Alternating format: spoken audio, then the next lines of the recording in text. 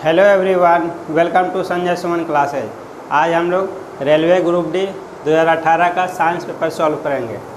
तो इसमें जो है देखते हैं, इसमें पहला क्वेश्चन 80 किलोग्राम की वस्तु को 40 मीटर की ऊंचाई तक लगभग 50 सेकंड में ऊपर उठाने हेतु आवश्यक शक्ति क्या होगी। इसमें विकल्प में दिया हुआ है, 4 विकल्प दिया हुआ है। तो इसमें क्या क्या दिया हुआ है वो पहले देख लेते हैं। मास बराबर 80 किलोग्राम, ऊंचाई h हो गया 40 मीटर, टाइम दिया हुआ है 50 सेकंड। तो शक्ति बराबर क्या होता है, पावर। कार्य करने की दर को शक्ति कहते हैं, W/T। तो कार्य यहाँ पर क्या हो जाएगा, P बराबर W F × S/T। तो F की जगह पर लिख सकते हैं M × A या फिर mg/s/T।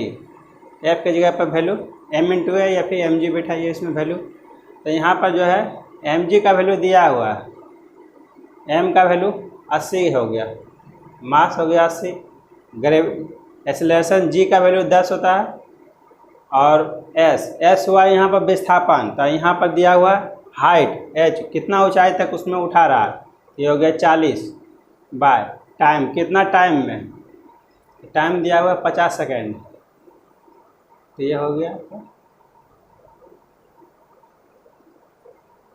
तो ये हो गया 640 जूल पर सेकेंड। ये हमारा आंसर हो जाएगा। तो इसमें पावर बराबर ही होता है, इसमें कार्य करने की दर को हम लोग शक्ति कहते हैं। देखते हैं नेक्स्ट क्वेश्चन। एक घर में एक महीने में 150 यूनिट की ऊर्जा का प्रयोग किया जाता है, तो जूल में इस ऊर्जा की मात्रा ज्ञात करना है। तो इसमें यूनिट में दिया हुआ 150 यूनिट का जो है ऊर्जा का उपयोग हो रहा है, ऊर्जा का खपत जो है 150 यूनिट हो रहा है। तब हम लोग को निकालना होगा 1 यूनिट बराबर कैसे निकालते हैं। 1 यूनिट बराबर होता है 1 किलोवाट घंटा। 1 किलोवाट घंटा, 1 हो गया किलोवाट, किलो हो गया 1000 वाट, और घंटा को मिनट में बनाएंगे तो 60 हो गया, फिर सेकंड में बनाएंगे तो ये हो जाएगा 3.6 इंटू 10⁻6 जूल आ जाएगा। इतना वैल्यू हमको मिल जाएगा 1 यूनिट का वैल्यू। तो 1 यूनिट का वैल्यू इतना हो गया, तो 150 यूनिट का वैल्यू क्या हो जाएगा, इसमें 150 से गुना कर देंगे, 3.6 इंटू 10⁻6 इंटू 150। तो ये हो जाएगा 5.4 इंटू 10⁻8 हो जाएगा। इसको हल करेंगे तो इतना जूल हो जाएगा। तो ये याद रखना है, यूनिट से जो है हम लोग 1 यूनिट से जूल में कैसे बदलते हैं, 1 यूनिट बराबर कितना जूल होता है, ये निकालने के लिए आपको आना चाहिए। तो जो है हम लोग आसानी से निकाल सकते हैं इस तरह का सवाल। आगे देखते हैं नेक्स्ट क्वेश्चन।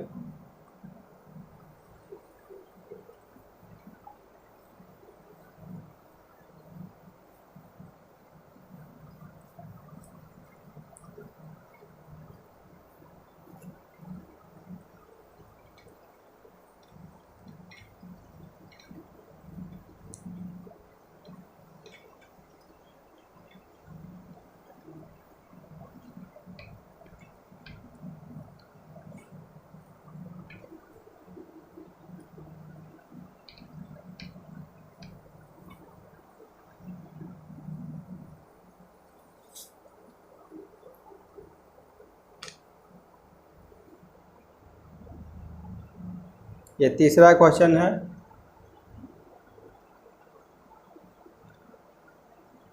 निम्न में से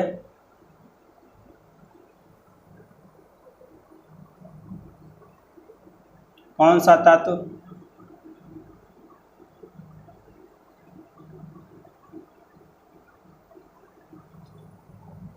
सबसे अधिक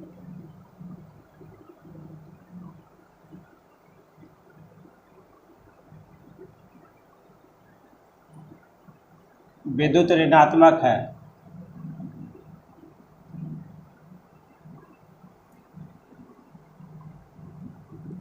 तो इसमें विकल्प में दिया हुआ है सल्फर, फास्फोरस, एल्युमिनियम और क्लोरीन। तो इसको हम लोग कैसे बनाएंगे? तो इसको सबसे पहले हम लोग को तो परमाणु संख्या और परमाणु द्रव्यमान जो है 30 तक का आपको पता होना चाहिए। तो सल्फर का होता है, सल्फर का 16 इसका परमाणु संख्या। तो इसका इलेक्ट्रॉनिक विन्यास हम लोग तोड़ेंगे तो इसका 286 हो गया। 286। फास्फोरस, फास्फोरस का हो गया, फास्फोरस का हो गया 15। तो इसको लिखेंगे तोड़ करके तो 285 हो गया इलेक्ट्रॉनिक विन्यास। और फिर जो है एल्यूमिनियम, एल्यूमिनियम को लिख सकते हैं, इसको इसका इलेक्ट्रॉन परमाणु संख्या 13 होता है, तो ये हो गया 283। और क्लोरीन, क्लोरीन का होता है 17 परमाणु संख्या, इसको तोड़ेंगे तो 287। तब देखिए इसमें सल्फर में इसका जो है 2 इलेक्ट्रॉन, 12वीं कक्षा में इसमें जो है 2 इलेक्ट्रॉन खाली है। और फास्फोरस में ये 3 इलेक्ट्रॉन लेना चाहेगा तब जाकर के इसका ऑक्टेट पूरा होगा। इसमें 2 इलेक्ट्रॉन लेना चाहेगा तब इसका ऑक्टेट पूरा होगा। एल्युमिनियम में 3 इलेक्ट्रॉन त्यागना चाहेगा तब इसका जो है ऑक्टेट पूरा होगा। तो ये विद्युत ऋणात्मक नहीं, ये हो गया विद्युत धनात्मक तत्व हो जाएगा। ये तो ऐसे ही इसका गलत हो गया। इसमें अब विद्युत ऋणात्मक में आ गया फास्फोरस, सल्फर और क्लोरीन। तो इसको सिर्फ जो है 3 इलेक्ट्रॉन चाहिए तब जाकर के ये अपना ऑक्टेट पूरा करेगा। इसको 2 इलेक्ट्रॉन चाहिए और इसको सिर्फ जो है 1 ही इलेक्ट्रॉन चाहिए तब अपना ऑक्टेट पूरा कर लेगा। तो सबसे ज़्यादा जो है क्रियाशील, अभिक्रियाशील ये हो जाएगा क्लोरीन। और इसमें विद्युत ऋणात्मक तत्व जो है सबसे, जिसमें हमारा आंसर क्लोरीन होगा। ये नेक्स्ट क्वेश्चन देखते हैं।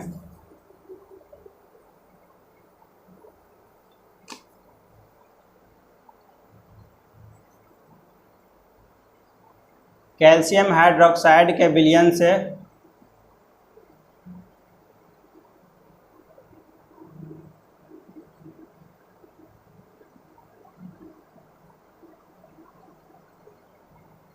जब CO2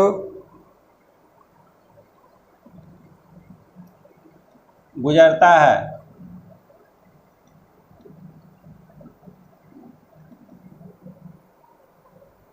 तो बनने वाला अपक्षेप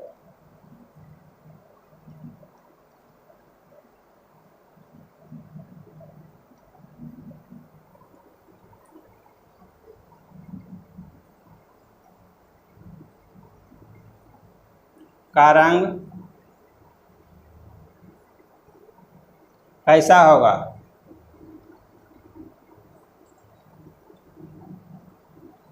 इसमें विकल्प में दिया हुआ है नीला, सफ़ेद, काला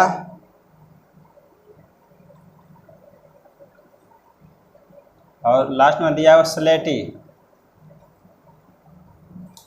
तो जो है जब कैल्शियम हाइड्रोक्साइड के विलयन से जब जो है CO2 को गुजारते हैं तो CaOH2, calcium hydroxide plus CO2, ये अभिक्रिया करके बनाता है कैल्शियम कार्बोनेट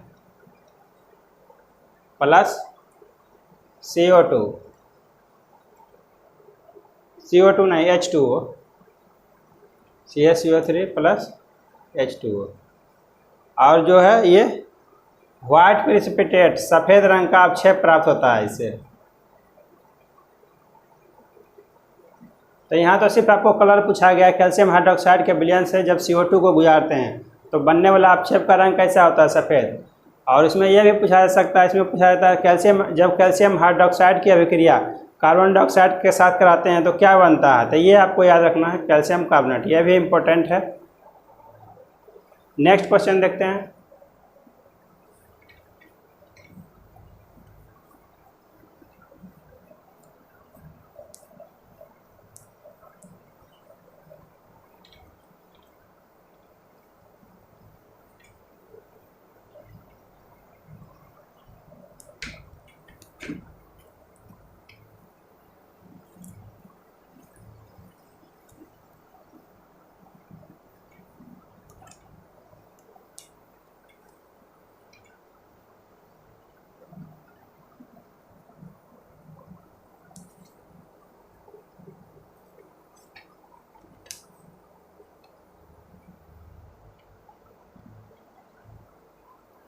3 बिलियनों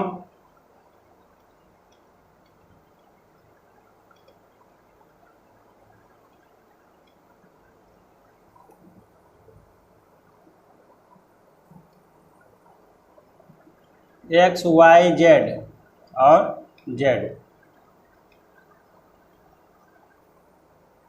के पीएच मान क्रमशः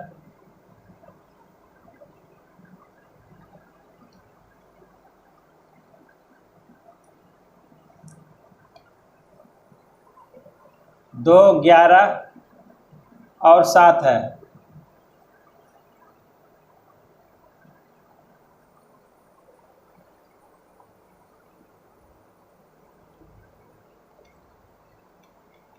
इसे हाइड्रोजन आयनों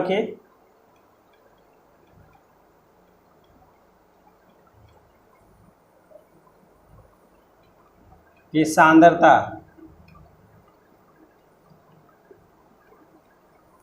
के अवरोही क्रम में व्यवस्थित करें।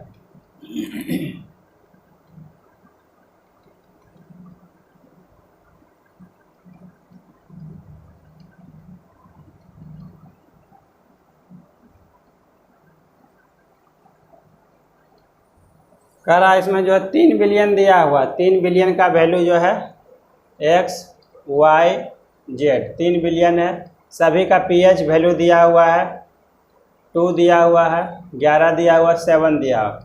अब इसमें पूछा जा रहा है कि जो है इसमें जो है हाइड्रोजन आयन की सांद्रता को आपको घटते हुए क्रम में अवरोही क्रम में सजाना है। तो इसको जो है तब पीएच बराबर, सबसे पहले देख लेते हैं पीएच बराबर क्या होता है, minus log hydrogen ion concentration. तब पीएच का वैल्यू पहला का 2 है, तो इसमें इसका वैल्यू हो जाएगा माइनस लॉग 10⁻⁻², ये वैल्यू हो जाएगा। उसी तरह से दूसरा का वैल्यू हो जाएगा माइनस लॉग 10⁻⁻7 और तीसरा का वैल्यू हो जाएगा माइनस लॉग 10⁻⁻11। ये वैल्यू हो गया। मतलब एक में हाइड्रोजन आयन का कंसंट्रेशन हो जाएगा 10⁻⁻², इसमें इसका हाइड्रोजन आयन का कंसंट्रेशन 10⁻⁻², इसका हो जाएगा 10⁻⁻11 और इसका हो जाएगा 10⁻⁻7। तब हमको घटते हुए वैल्यू क्रम में सजाना है। तो सबसे ज़्यादा निगेटिव ऋणात्मक में वैल्यू में जिसका सबसे ज़्यादा कम वैल्यू रहता है उसका सबसे बड़ा वैल्यू होता है। तो 10⁻⁻², ये तीनों में इसका सबसे मान सबसे ज़्यादा इसका बड़ा होगा, तो 10⁻⁻²। तो इसको हम लोग लिख सकते हैं 10⁻⁻² एक्स लिख सकते हैं। पहले घटते हुए क्रम में सजाना है, उसके बाद जो है आपका जेड हो जाएगा एक्स जेड, फिर जो है वाई। तो इस तरह से हम लोग इसका वैल्यू हाइड्रोजन के कंसंट्रेशन घटते जाएगा। ये हो जाएगा 10⁻⁻², उसके बाद 10⁻⁻7, उसके बाद 10⁻⁻11। नेक्स्ट क्वेश्चन देखते हैं।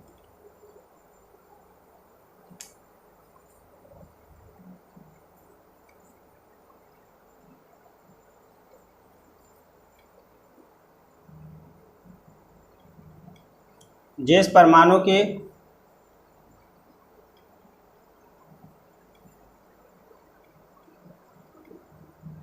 बाह्य कक्षा में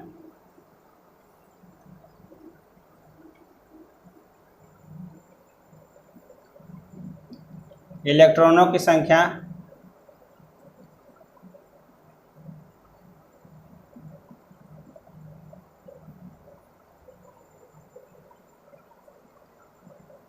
पूर्ण होती है,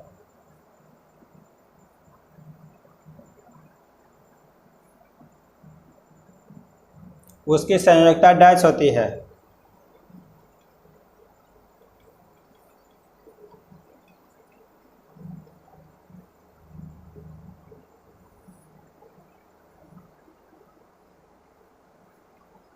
इसका विकल्प दिया हुआ है 8, 7, 0, 1।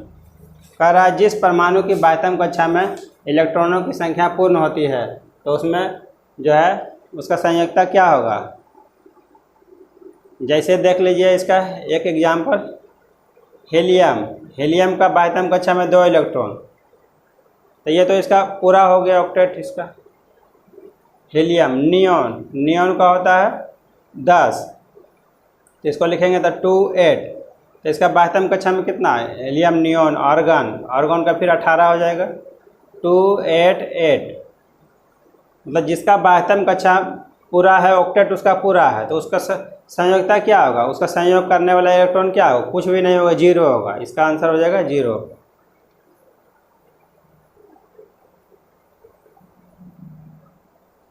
आगे देखते हैं नेक्स्ट क्वेश्चन।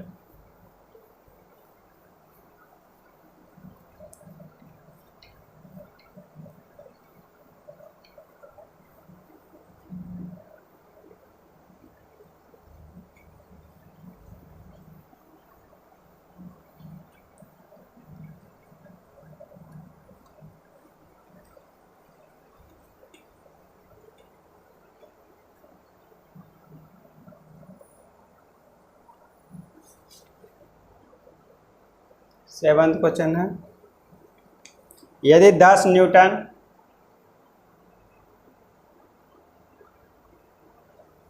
और 5 न्यूटन के दो बल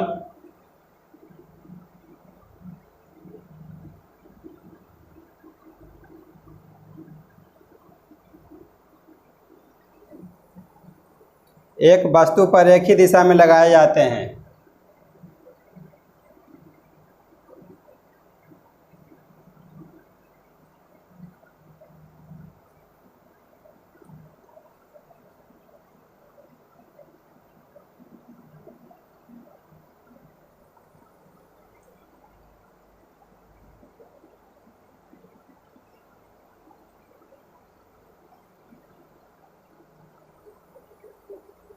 तो वस्तु पर कार्यरत कुल बल कितना होगा?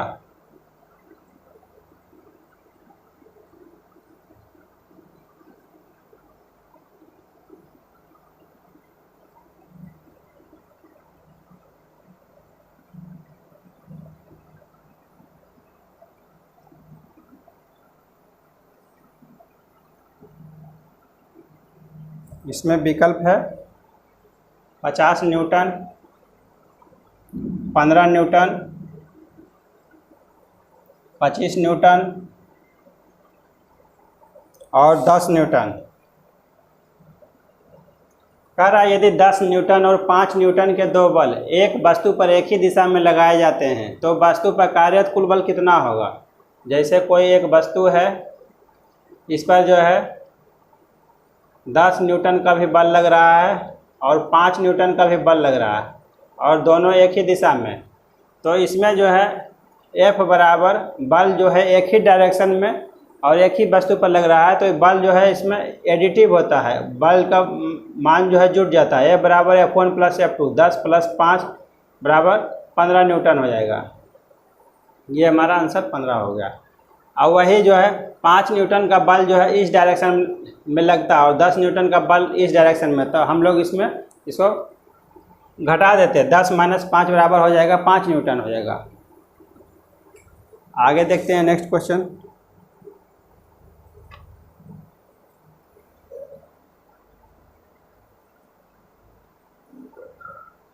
ऊर्जा उत्पादन के दौरान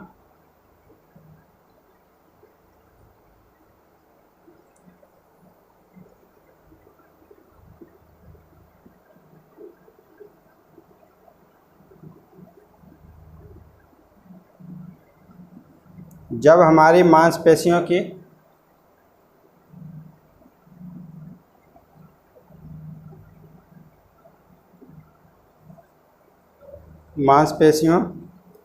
कोशिकाओं में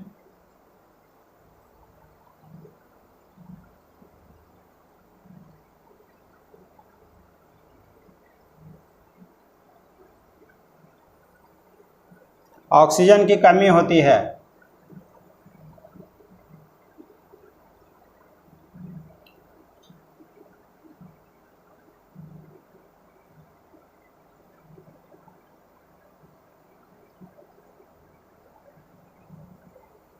तो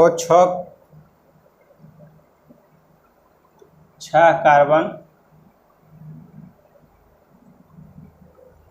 अणु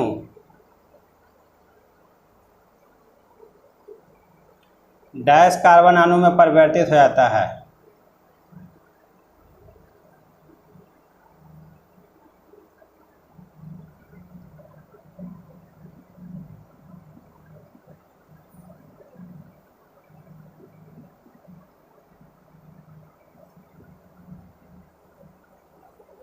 पहला विकल्प दिया हुआ से 5 है, 3 है, 1 है, 2 है।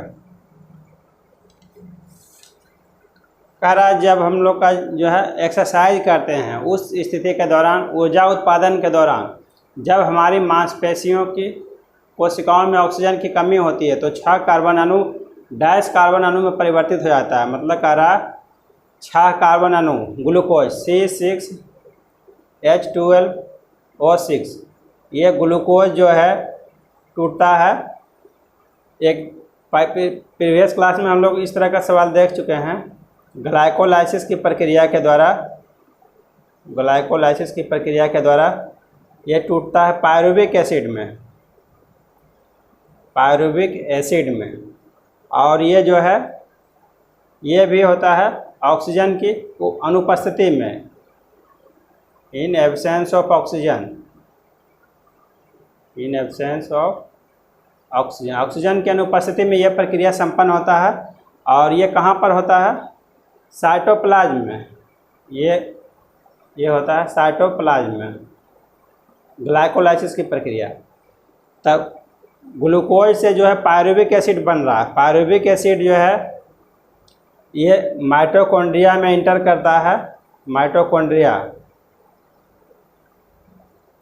और ये जो है ऑक्सीजन की उपस्थिति में होता है, ऑक्सीजन के प्रेजेंस में। तो पायरुविक एसिड माइटोकॉन्ड्रिया में प्रवेश करता है। तो इस प्रक्रिया को हम लोग कहते हैं करेब्स साइकिल के द्वारा ये टूट जाता है। CO2 प्लस H2O और 36 ATP का निर्माण होता है। तो ये तो पूरा प्रक्रिया हो गया। लेकिन जब हम लोग को जो है तुरंत एनर्जी का ज़रूरत पड़ता है, जैसे जब हम लोग एक्सरसाइज करते हैं उस दौरान जो है हम लोग को तुरंत एनर्जी का ज़रूरत पड़ेगा, तब तो उस स्थिति में क्या बनेगा? C6H12O6, तो ये तो बन जाएगा। पायरुविक एसिड तो बनेगा ही, पायरुविक एसिड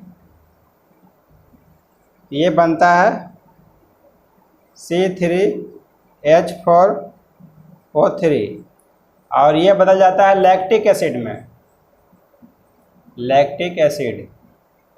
तो ये हो जाएगा C3H6O3।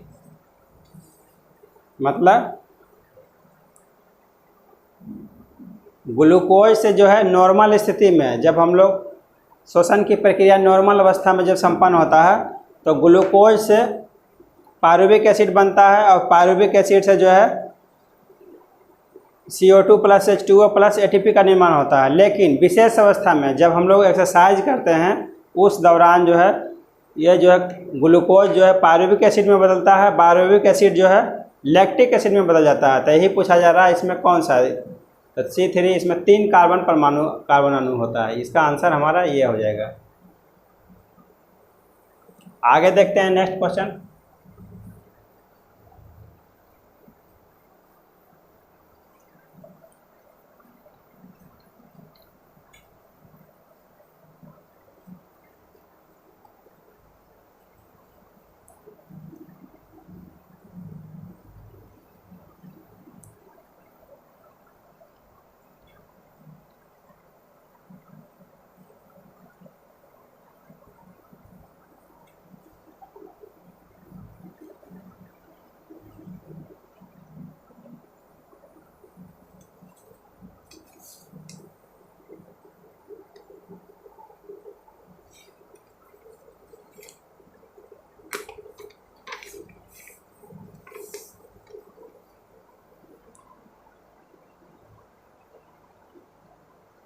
त्वरण, इसको हम लोग एक्सेलरेशन भी बोलते हैं।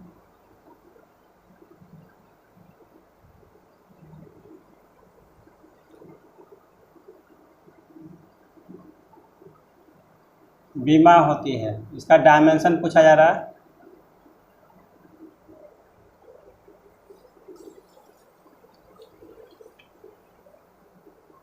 तो त्वरण बराबर एक्सेलरेशन बराबर होता है velocity by time, change in velocity by time.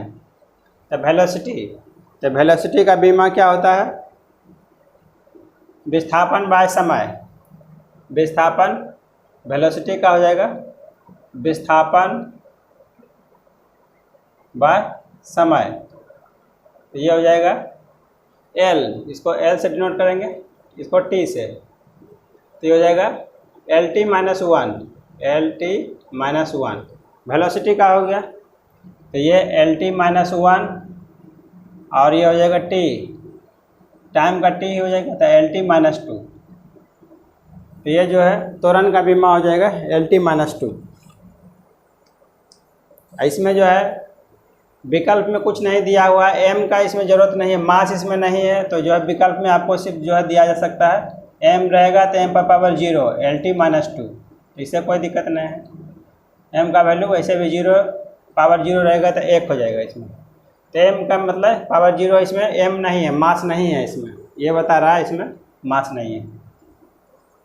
Next question देखते हैं।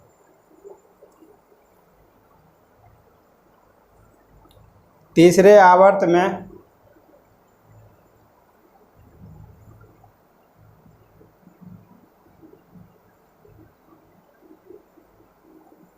मौजूद तत्वों में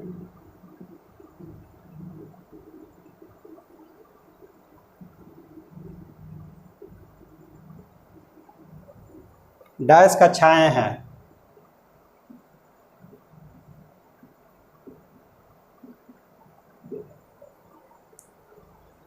पहला दिया हुआ है के, बी दिया हुआ है के एल एम एन, सी दिया हुआ है के और एल, डी दिया हुआ है के एल और एम। इसमें पूछा जा रहा है तीसरे आवर्त में, पीरियोडिक टेबल में तीसरे आवर्त में मौजूद तत्वों में डैश कक्षाएं, कितना कक्षा उपस्थित होता है? तो पहला हो गया हाइड्रोजन से हीलियम तक, दूसरा लिथियम से नियोन तक, तीसरा कक्षा का हमको निकालना है, नियोन 10 हो गया 11, सोडियम से आर्गन तक। अब इसमें कक्षा की संख्या हम लोग कैसे निकालते हैं?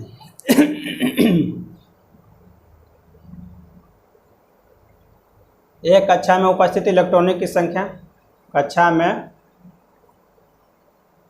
उपस्थित इलेक्ट्रॉनों की संख्या,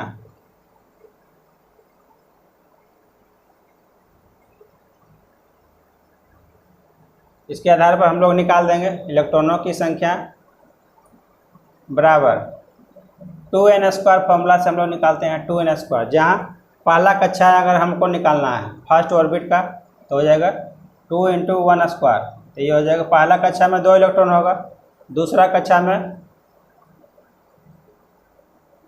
8 इलेक्ट्रॉन, तीसरा कक्षा में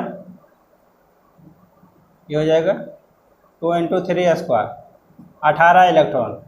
तब देखिए पहला कक्षा में 8 इलेक्ट्रॉन, दूसरा कक्षा में 8, पहला कक्षा में 2 इलेक्ट्रॉन, दूसरा कक्षा में 8 इलेक्ट्रॉन, तीसरा कक्षा में 18 इलेक्ट्रॉन। तो इसमें जो है हाइड्रोजन हीलियम का 2 हो गया, नियोन का 10 हो गया, ये हो गया 18। तो मैक्सिमम आपको जो है 18 इलेक्ट्रॉन तक चाहिए, 18 इलेक्ट्रॉन तक आपको देखना है। तो 18 इलेक्ट्रॉन आपका तीसरा कक्षा तक में आपका आ रहा है, 1 2 तीसरा कक्षा तक में आपका जो है 18 इलेक्ट्रॉन समाहित हो रहा है। तो मतलब तीसरे आवर्त में मौजूद तत्वों में जो है 3 कक्षा उपस्थित होगा, के एल एम। तो पहला कक्षा को इसको हम लोग के से डिनोट करते हैं, दूसरा को एल से, तीसरा को एम से, इसी तरह से चौथा को एन से डिनोट करते हैं। तो इसमें जो है तीसरे आवर्त तक में जो है 18 इलेक्ट्रॉन उपस्थित होता है और 18 इलेक्ट्रॉन जो है एम कक्षा तक इसमें आपका आ रहा है इसमें। तो ये हमारा आंसर हो जाएगा। नेक्स्ट क्वेश्चन देखते हैं।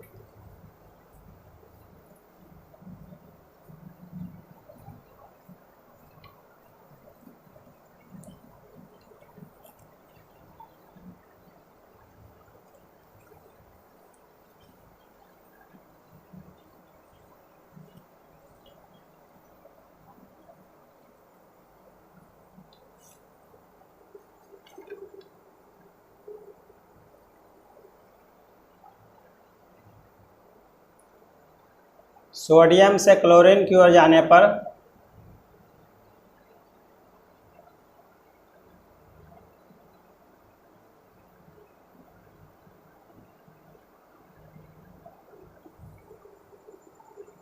परमाणु आकार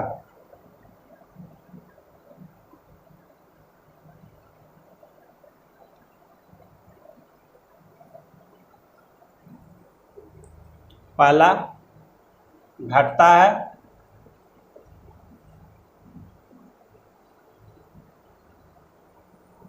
बढ़ता है,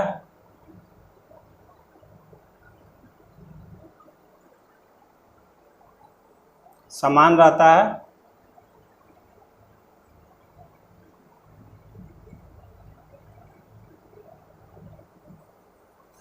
पहले बढ़ता है फिर घटता है।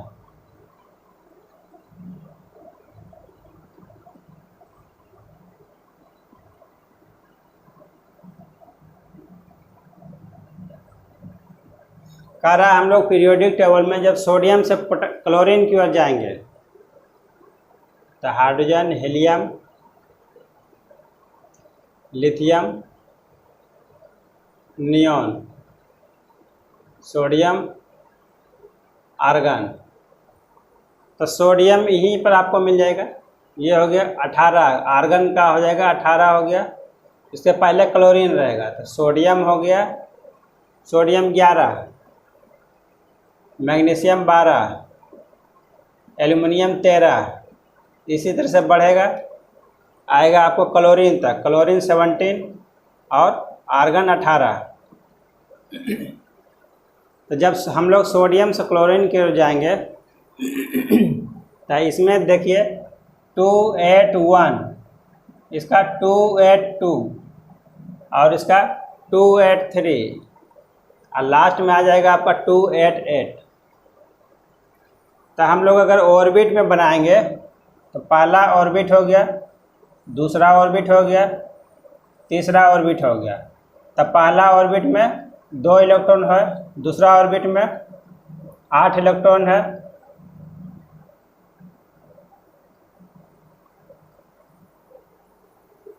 और इस यहाँ पर देखिए सोडियम में जो है 1 इलेक्ट्रॉन आएगा, 1 इलेक्ट्रॉन, और जो है फिर मैग्नीशियम में 1 इलेक्ट्रॉन आएगा। मतलब कक्षा की संख्या समान रह रहा है, मतलब तीसरा कक्षा में ही जो है आपको जब सोडियम से हम लोग आर्गन की तरफ बढ़ते जा रहे हैं तो कक्षा की संख्या समान है, लेकिन जो है उसमें इलेक्ट्रॉन की संख्या उसमें ऐड होते रहा है, जुड़ते जा रहा है और उसका परमाणु संख्या बढ़ रहा है, जिसके चलते जो है इसका जो है झुकाव हो जाता है, सेंटर की ओर इसका झुकाव हो जाता है, जिसके चलते इसका जो है साइज जो है घट जाता है, परमाणु जो है इसका सिकुड़ जाता है, और इसी के चलते हम लोग इसको बोलते हैं इसका साइज जो है जब सोडियम से क्लोरीन की ओर जाएंगे तो इसका परमाणु आकार जो है घट जाएगा, क्योंकि इसमें जो है कक्षा की संख्या समान है और लेकिन जो है उसमें सोडियम से जब हम लोग आर्गन की ओर बढ़ते जा रहे हैं तो उसमें इलेक्ट्रॉन की संख्या ऐड होते जा रहा है, जिसके चलते इसमें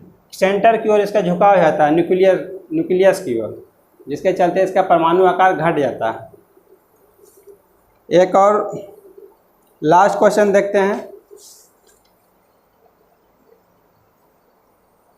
निम्न में से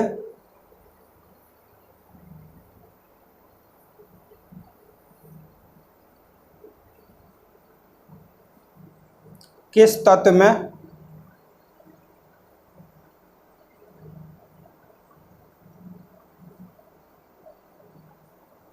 उच्च आयनीकरण ऊर्जा है?